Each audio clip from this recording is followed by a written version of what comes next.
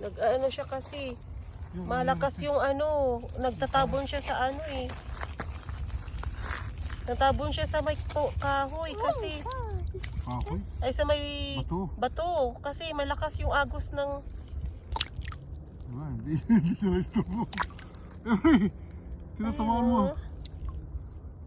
Oh. Mag-isa lang. Baby fish. Baby fish. Can you see that?